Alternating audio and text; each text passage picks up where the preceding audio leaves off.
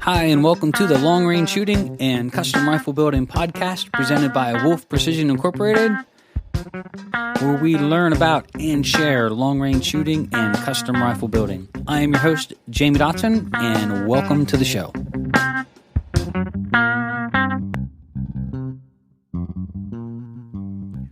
Hi, and welcome to episode 185 of Wolf Precision's Long Range Shooting and Custom Rifle Building podcast. I'm your host, Jamie Dotson, and welcome to the show. In this episode, we're going to talk about self-reliance, and not like you would think in a prepping community, but just taking care of your rifle. In all the classes that we're getting ready to launch here online, our idea of, look, if you really are into shooting and you enjoy going out and doing all of this stuff, I think learning how to build and maintain your rifle, how to change calibers, I think learning how to reload properly and safely, I think all of these things go back to really just allowing you to enjoy not just the shooting part, but every other part that's part of this, as well as giving you some control over it, allowing you to shoot more, be more proactive, and learning everything about it and how it all works, and really not being at the mercy of anybody else for any other reason.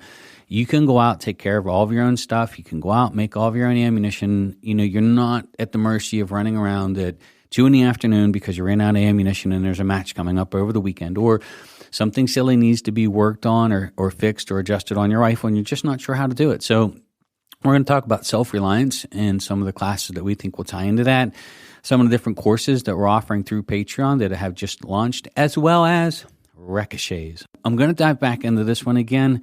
I know that sometimes I really get overboard on talking safety, but man alive, if you could only see what we see sometimes, especially those that have been in the military and watched tracer rounds, it's shooting season coming up again, and I really think it's worthwhile taking 10 minutes to talk about that as well. So that'll be a great podcast. So without further ado, here we go.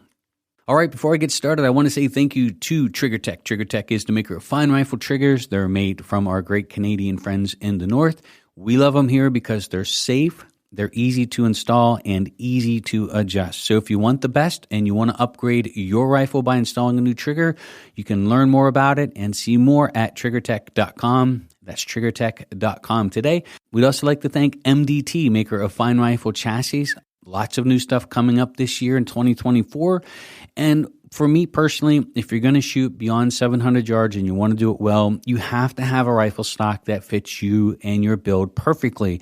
One of the reasons I like MDT so much is they offer such a wide variety of stocks and chassis. So if you want to upgrade your rifle, stop over to mdttac.com. That's mdttac.com.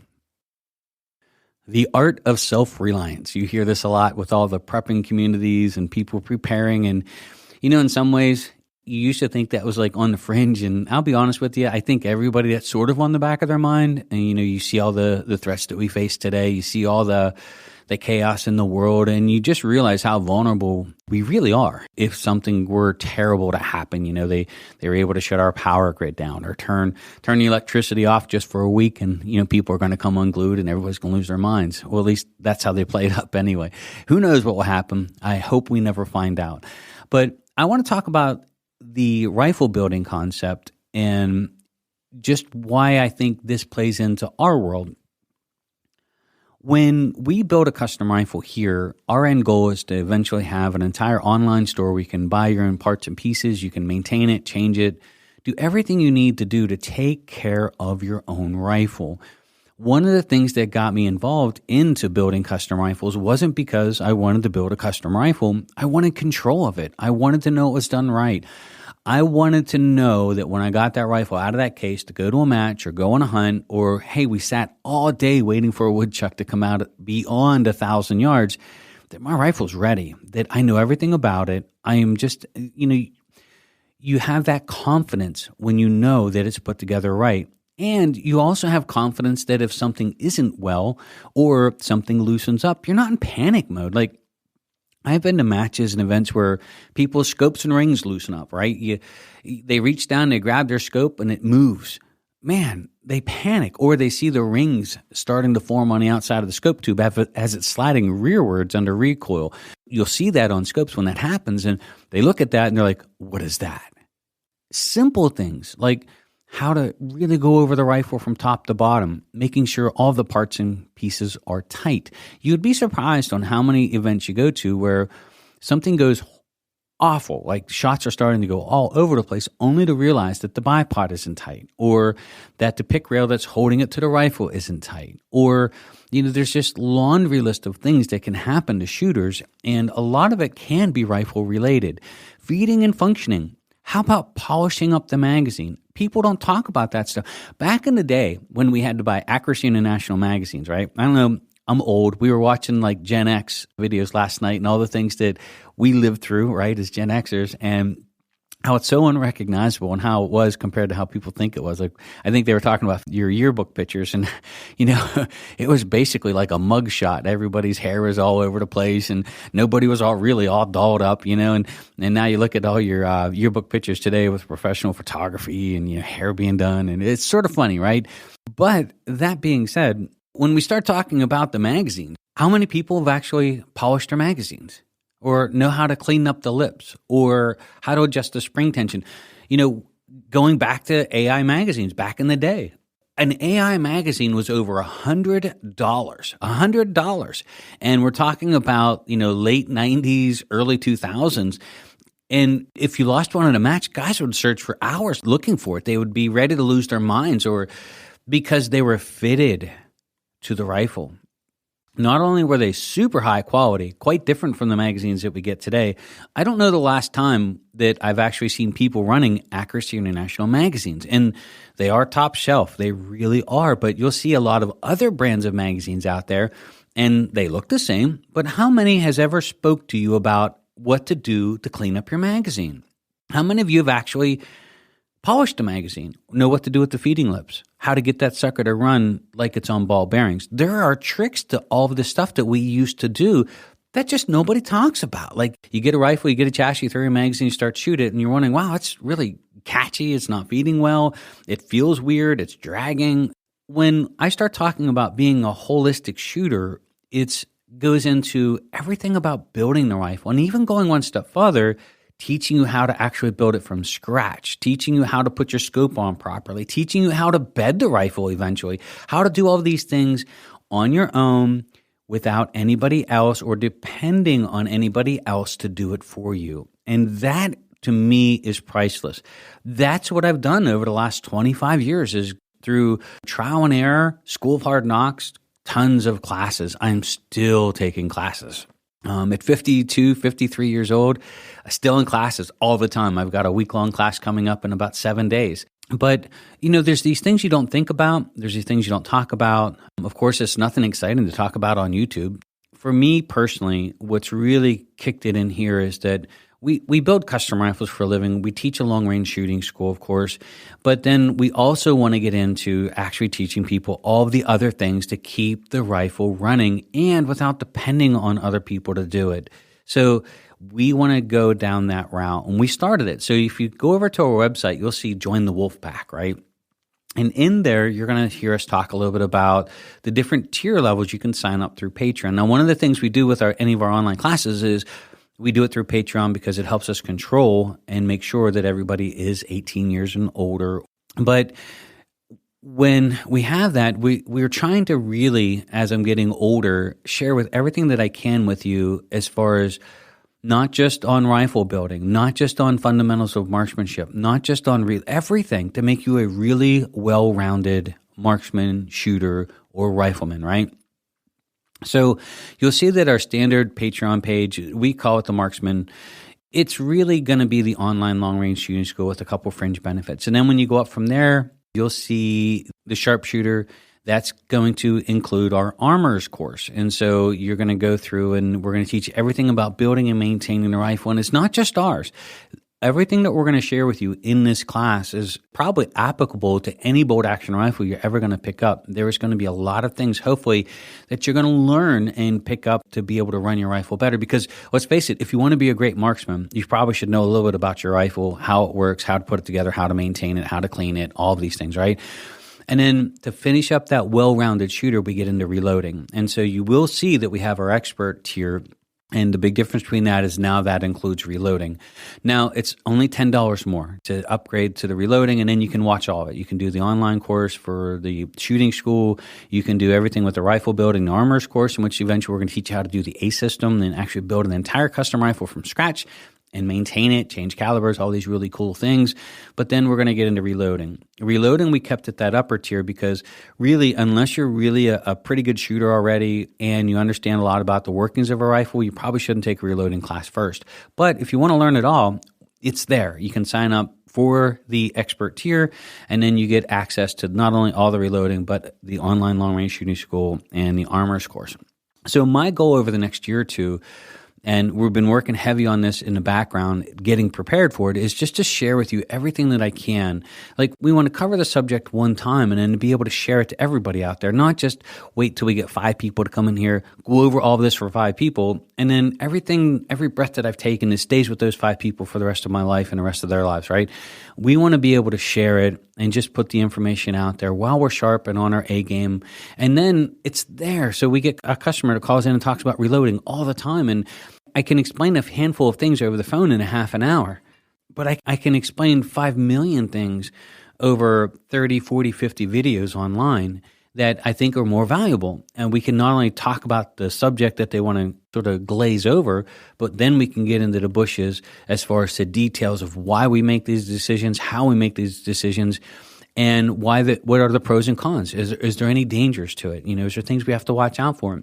And so that's, to me, my goal. That's the vision for really what's going to be all of our online schools, is all the subjects that we're currently teaching, have them available online, because it's a different world right now. We have learned that we can teach these things remotely, and we have learned also that there's a lot of content that's posted all over the place.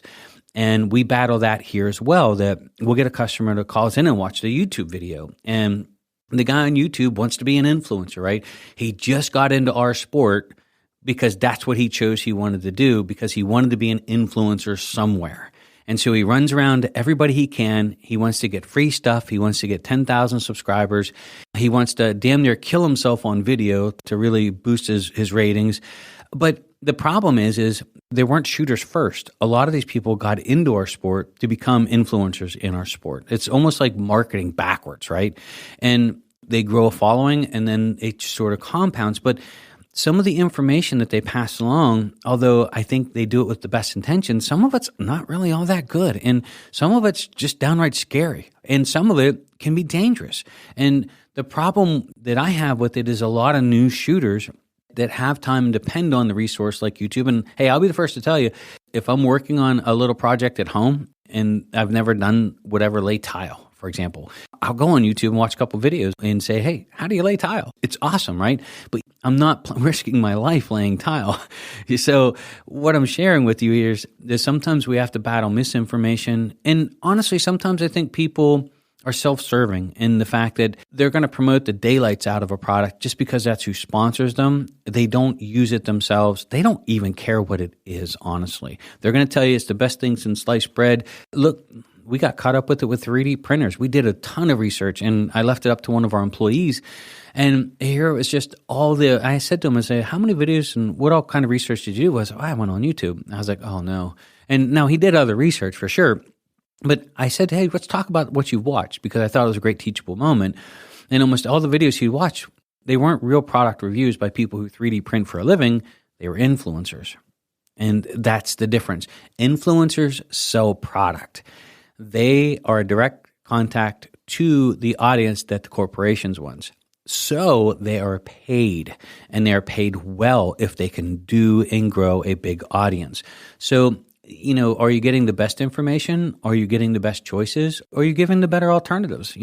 Here's the way that we do it, but here's some other ways that you can do it. Not just constantly self-promoting or self-promoting a product. Like, we have a rule here at the podcast. We don't bring on anybody to ask them if they would be interested in helping with our podcast or sponsoring or advertising on it, that we don't use their product first. I mean, that's just, I feel it's disingenuous. Why would we sit here and tell you to go out and buy all of these things if we don't believe in them, right? And now I know that might be the dumbest business move on the planet, But we have received checks in the mail and emails all the time asking to sponsor or advertise on our podcast. And so I have that rule. If it's not a product that I use or a product that I believe in, right, that we know this is a great product, I wouldn't mind having my friend out there that just found us after years and hearing me talk about this product, that I wouldn't say when nobody else is listening, yeah, it's a pretty good product, but here's the other thing that I would probably look at first. That doesn't happen. And so we've sent checks back. As hard as it is when you're a small growing business, especially years ago when we started the podcast, and we've actually just mailed it back and called people up and said, sorry, but we don't know you and we don't use your product. We'll look at it for sure. And if it's something that we grow to love, maybe we would consider it, but sort of the podcast ain't for sale. We don't want to be influencers. We just want to give good information, honest information with no strings attached, no strings attached. So if, for example, like we talk a lot about Trigger Tech. I love Trigger Tech triggers. But if they start producing a crappy product or, they sell out and all of a sudden their triggers are all being made in China and we find out about it, something like that, I drop them like a bad habit. I mean, I'm not going to sit here and promote somebody whose product I just don't believe in. But so what I'm saying here is that what I'm trying to do with the gunsmithing school or the armorers course, as well as the reloading class, is just share unbiased, honest information from experience. And, we've been building rifles for decades. We have several patents on how we do it. Our rifles have won and placed in matches around the country. And we have had government testing on our rifles. We're working to win government contracts now in which we've doubled the accuracy of their rifles. We have reloading. My favorite, and I'm going to dive into this for 3 more minutes and I'm going to get away from it, I promise. But here's the deal, right? Go look up reloading on YouTube.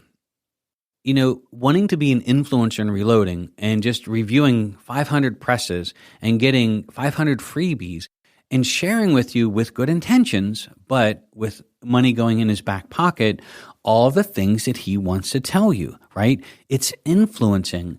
Well, if we're going to teach a reloading class, I'm not interested in becoming an influencer. I'm not putting any of this up on YouTube for free as far as like trying to grow a channel or get money out of corporations' pockets, right? I want to share with you honest to God information, and not because I just decided to get in this business 3 years ago. I have been reloading for nearly 40 years. I have, honest to goodness, I have years where we have made 8 to 12 to 14,000 rounds on a single stage press. No lie. When we started our shooting school and issuing school rifles, all the ammunition for the shooting schools are made here. And what that gives us the benefit of is, the average shooter out there might shoot a couple hundred rounds a year. They might shoot 1,000 or 2,000. They might shoot 3,000 or 4,000 for a bolt action rifle. That would be a lot, right? But imagine like when we go to the range with clients, we get to see the results of 500 rounds in a day. You got 5 rifles on the line, all of them shooting hand loads, and we get to watch the results. So we fast track our learning experience because of the volume of shooting that we do, and our focus is quality ammunition. Like these rifles have to perform every day, all day at the range, from client to client that's coming in for the shooting school. And so I think where we have the advantages, and the reason I'm sharing this with you, is that we're not interested in becoming an influencer or peddling to try to get free products here. We just want to share with you our experience. And when it comes to experience in hand loading, we have a lot. We have gone through the School of Hard Knocks for nearly 40 years and have reloaded hundreds of thousands of rounds for match shooting. So we have had the pros and the great experiences, and we've had the cons of just struggling through all the bushes and weeding out the things that we've read or heard of that we found that either doesn't pan out or doesn't work or causes other issues, because there's always a yin and yang effect to anything you try to improve a process on one end and the other. And it ties into rifle shooting. So when guys get into custom rifles, especially like ours, teaching them how to reload allows them to get the full benefits of the rifle, not being held hostage by somebody making custom ammunition for them. We have had an experience with a customer here, and they came to the shooting school. It wasn't one of our custom rifles, by the way. They paid somebody to hand load all of their ammunition, and it was like $4 or $5 a round. Like it was thousands of dollars for these 200 rounds to come through the school. And they shot awful. The standard deviation was like 150 feet per second. It was just, I don't know how the guy made it. But you have a gentleman that's limited in time and knowledge. It's that, well, I'll just pay super good quality money and I'll buy the hand loads. And that doesn't work sometimes. Great example of it. Nobody's ever going to do it to the level that you do it at. You can't pay someone to care that much about your ammunition. And then the other part is when times get tough, like the last couple of years with all the shortages for even factory ammunition. You couldn't find factory ammunition for some of these calibers. If you reload and you stockpile a fair amount of components, doesn't really change much. You might have to pay a little more for some components to keep in stock, or the next time the quote unquote shortage, goes away, you just learn to buy a little extra and put it in your safe, right? But, the reloading part of it is hand in hand with the rifle. And I think giving the shooter a well-rounded experience of not just a super high quality rifle or how to take care of a rifle, factory or custom, then you get into the shooting fundamentals and the online shooting courses, allowing them to grow as a marksman, to learn to shoot the rifle. And then you teach them how to reload for it and make high quality ammunition for their rifle. And I think when you do that, you've really got a self-reliant shooter that is going to enjoy so much more the sport that he fell in love with. And he's going to have more control of it, being more parts and pieces of it, and just really enjoy the overall experience the whole way around. And I think that's what we're trying for. So you can stop over to our website. It's the Wolfpack. And then you can click on there to see how we're sort of arranging all of the schools. And you can always stop over to Patreon. They are open and live. So the online long-range shooting school is there. The Armorers course just kicked off its first video, and the reloading class just kicked off its second video. And we'll be posting up new videos every month. So you can log on and check out all the stuff we're doing there. Looking forward to having you. But our intentions is to teach it one time to the best that we can with the most current information. And then once we get the core of it up, we can post updates, we can post bonus content, things we've learned, new processes.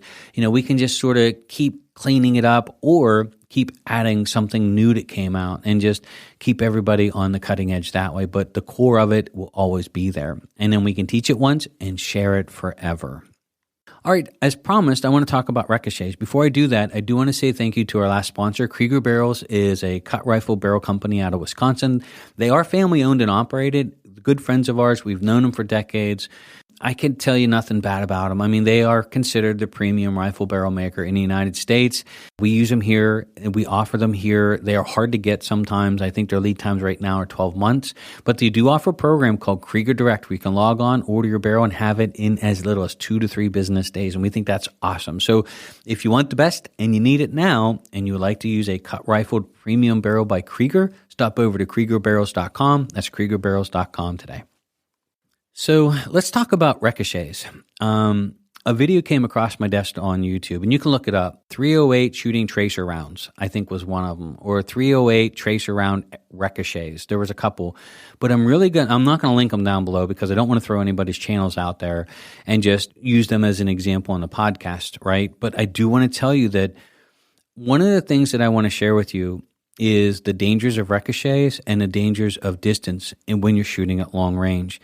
So people really get super eager when it comes to wanting to put rounds down at distance. And right out of the gate, not knowing the difference between minutes and mils or what your reticle is calibrated. I remember one time I was watching a guy shoot, and I see he's trying to use his reticle, and I'm watching down range. Keep in mind, I spotted many, many matches and events over the years. And I'm watching him shoot, and he wasn't anywhere near the target, and his one friend called out a hit, and I was like, oh, no, there's no rounds down there. And so I asked him, I'm like, are you in minutes or mils? Well, he said, I'm in minutes.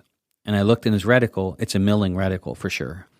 And so rather than him holding, 20 minutes for the target, he was holding 20 mils. That's a big deal. He was shooting rounds way over the target. The other thing is, and we talk about this here at the shooting schools, ricochets.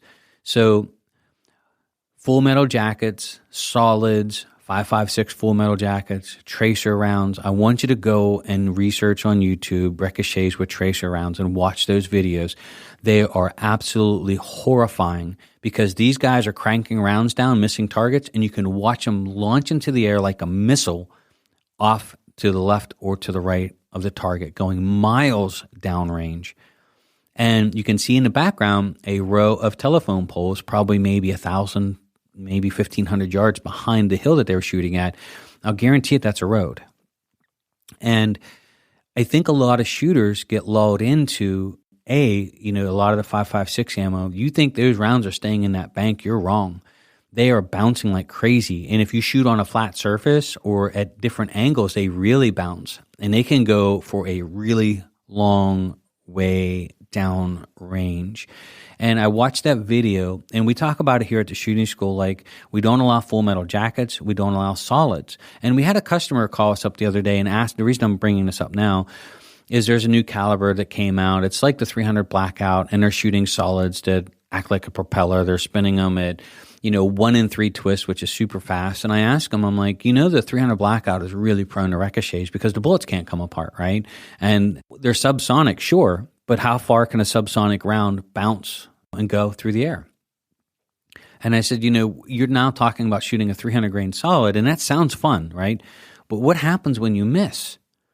And the guy was like, well, they shouldn't. And I'm like, you need to go watch these videos. You need to pay attention to this stuff. Some calibers are more prone. Solids are absolutely more prone. But the reason I brought that up is you can research it. Here in Pennsylvania, there was an Amish girl that was shot. A guy had unloaded his muzzleloader at home. He shot it into the air outside of his back porch. A muzzleloader, just a round ball.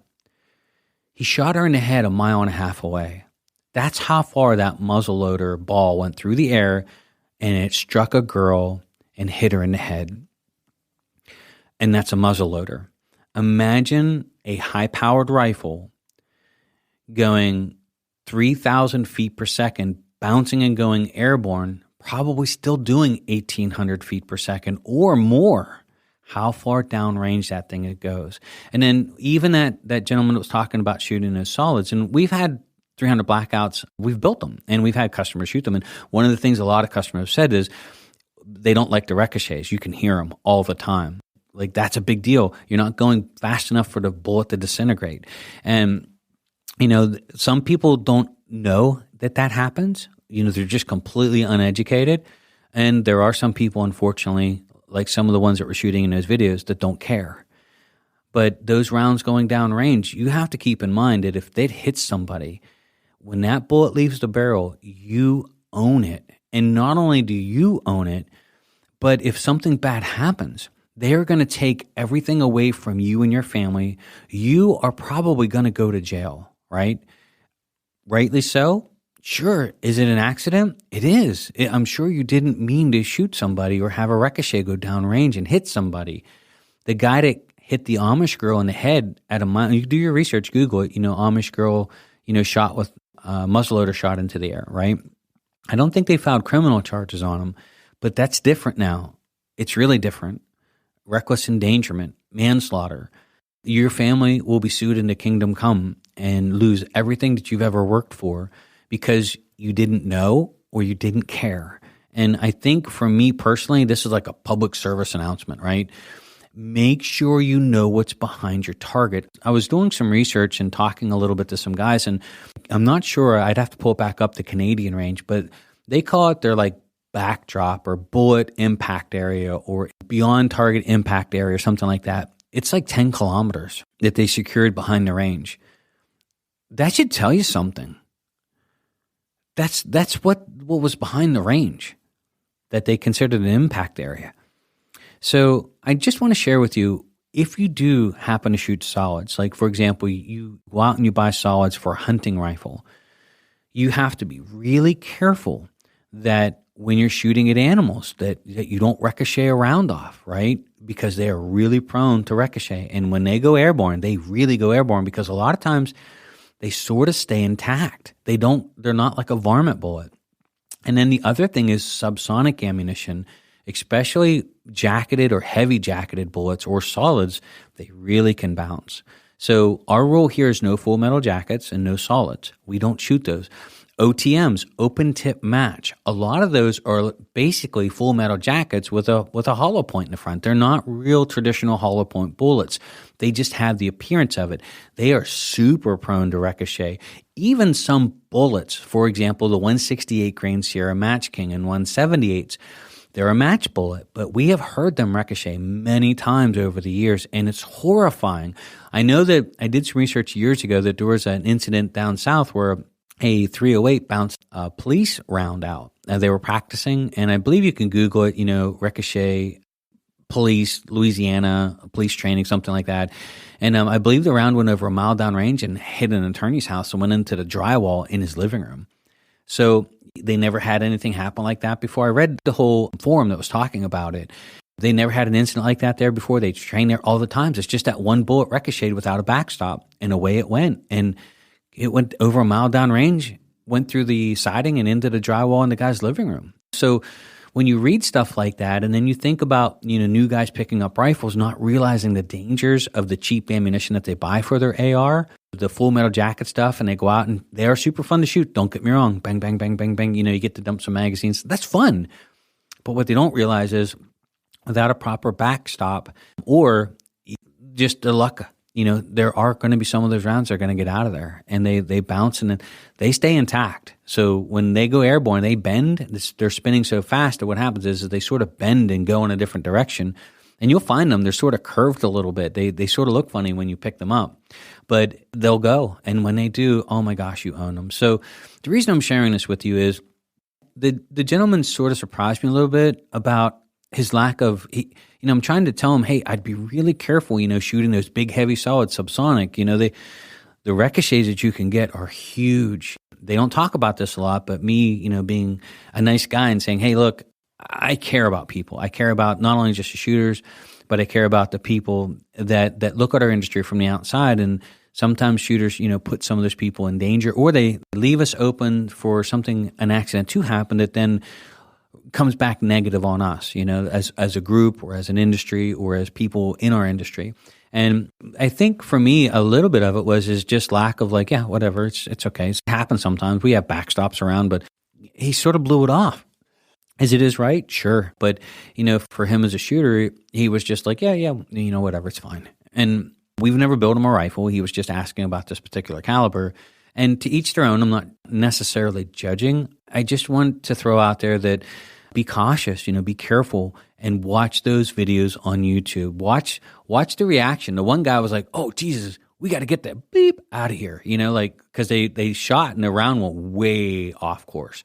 And I will guarantee it, they panicked. They were probably waiting to read the newspaper the next day to see if anybody got shot in that area, right? You don't want to be that guy, right? You don't want to be that guy. And same thing with these other guys. They looked like they were shooting in a national park or something. And he did it multiple times, and I think it was a 50 cal.